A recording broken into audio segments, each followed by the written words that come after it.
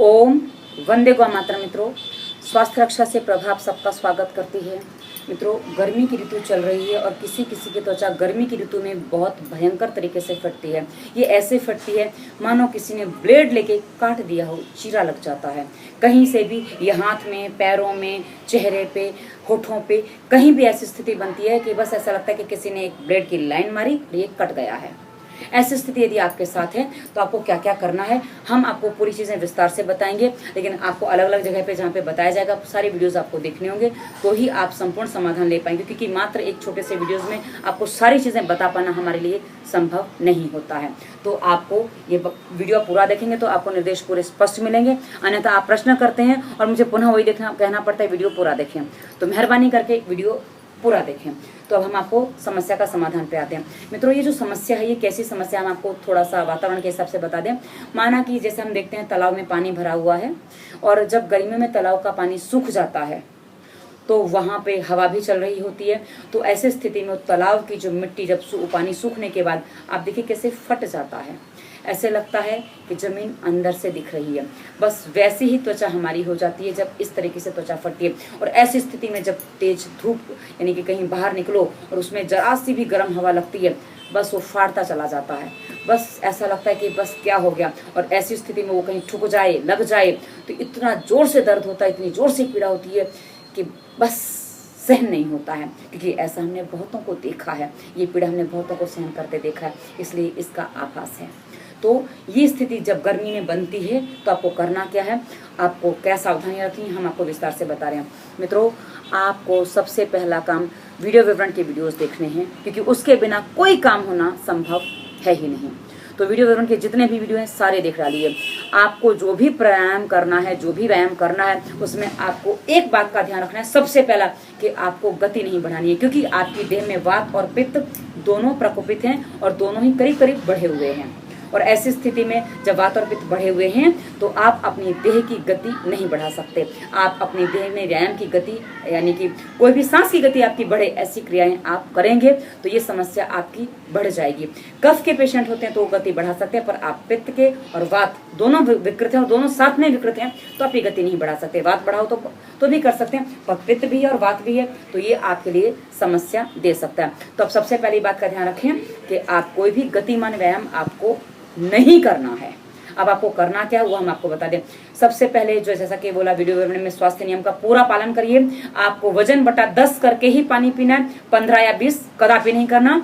और वो आपका कैसे करना वो हमने वीडियो में बता रखा है, आप वो सारी चीजें देख लीजिए। बाकी सारे पानी के नियम वैसे हैं जैसे स्वास्थ्य नियम में बताया। साथ ही नाक में तेल भी डालना भी वैसा ही है जैसा स्वास्थ्य नियम में बताया। उसके साथ आपका भोजन का नियम भी वैसा ही है जो स्वास्थ्य नियम में बताया। अब आपको हम आगे बढ़ाते हैं, प्राणायाम की तरफ ले जाते हैं। आपको बैठना कैसे है वो हमने प्राणायाम के प्रारंभिक चरण जो दूसरी प्लेलिस्ट है उसमें बताया। और साथ ही कौन कौन से प्राणायाम कैसे करने चाहिए वो हमने बताया। अब जब हमने कहा कि आपको गति में कोई भी प्राणायाम व्यायाम नहीं करना है, तो पहली बात, प्राणायाम में आप कपालभाति कदापि नहीं करेंगे। आपको कपालभाति यहाँ हानिकारक हो सकता है, क्योंकि कपालभाति में गति बढ़ती है और गति बढ़ती है तो ये ऊर्जा यानी कि ऊर्जा तो ठीक है, पर गर्मी जो बढ़ा देती है वो कई बार हानिकारक हो जाती है। क्योंकि ऐसा हमने जब कपालभाति बंद करवाया ऐसे रोगियों को तो उनको जल्दी समाधान मिला है। और यहाँ आपको अनुलोम विलोम भी बहुत सीमित मात्रा में और लिमिटेड करना, कैसे करना वो आपको बता देंगे। जब आप प्राणायाम करने बैठे, क्योंकि आपकी देह में पानी की कमी है और गर्मी बढ़ी हुई है, तो आपको वरुण मुद्रा लगानी है। वरुण मुद्रा ये करीब आपको 20 मिनट करनी है शुरुआत में। जब आप 20 मिनट आप क्या करेंगे, जब आप वरुण मुद्रा करेंगे इस तरीके से बैठ जाइए। आपके जो हाथ हैं वो आपके घुटने पे आएंगे इस तरीके से, और घुटने पे आपके हाथ हैं, पीठ पूरी सीधी। कैसे सीधा बैठना है प्राणायाम के प्रारंभिक चरण में आप देख लीजिए, आपको स्पष्ट हो जाएगा।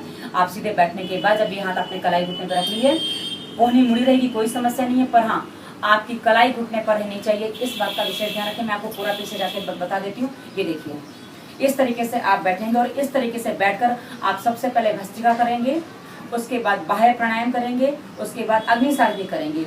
ये भस्त्रिका आप 5 मिनट करेंगे, बाह्य प्राणायाम अग्निसार दोनों मिलाकर 5 मिनट करेंगे।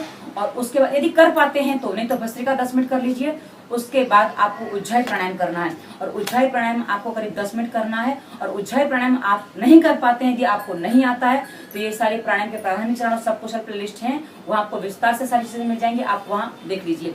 आप जब भस्त्रिका, ये बाह्य प्राणायाम, अग्निसार और ये उज्जाई करेंगे उतनी देर आप इस तरीके से बैठे रहेंगे। और उसके बाद आपको करना है अनुलोम विलोम या नाड़ी शोधन। अनुलोम विलोम करने से पहले आपको चेक करना है कि आपकी कौन सी नासिका से सांस चल रहा है।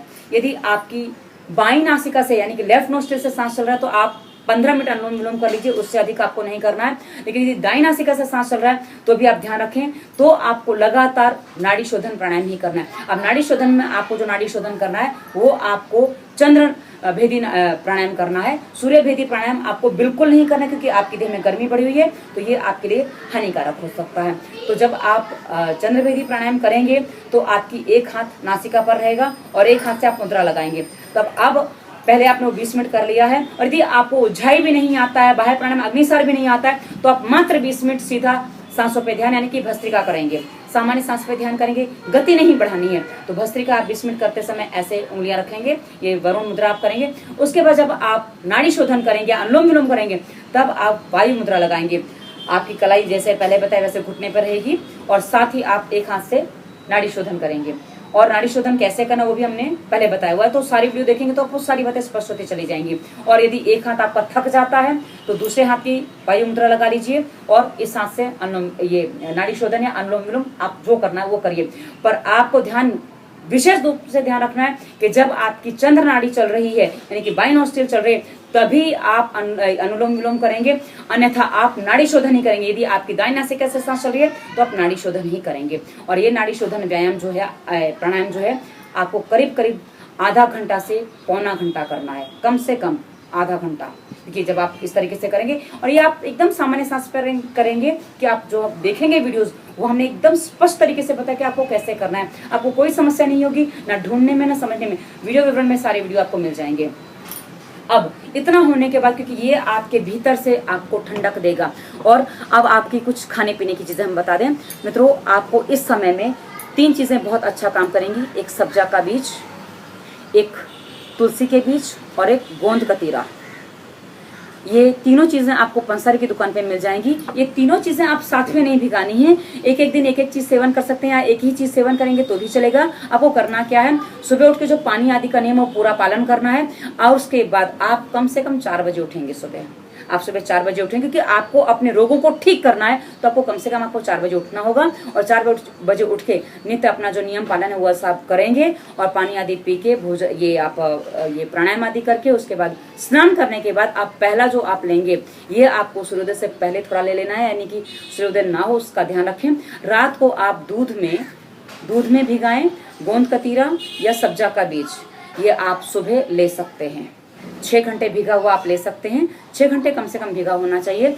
और इसमें आप मीठे के लिए मिश्री मिला सकते हैं, बूरा मिला सकते हैं यानी कि देशी खंड मिला सकते हैं, और धागे वाली पीली मिश्री आती है वो मिलाएंगे तो वो भी अच्छी है, पर चीनी कदापि नहीं।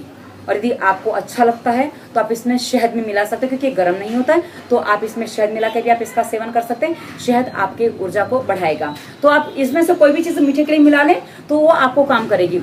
और यदि आपको और ये कतीरा में आप ये मिला सकते हैं, साथ ही सब्जा में मिला सकते हैं। पर हमने एक चीज देखी है कि तुलसी के जो बीज होते हैं उसमें कभी कभी थोड़ी मिट्टी होती है, तो आप उसको पानी में भिगाएं, और ये जब आप सेवन करेंगे उसके कम से कम 1 घंटे बाद आप खाने पीने की कोई अन्य चीज खा सकते हैं। पर सुबह का पानी एज इट इज रहेगा।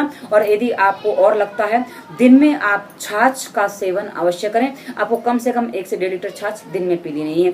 छाछ का समय आपका पीने का रहेगा 10 से लेकर 4 बजे के बीच में।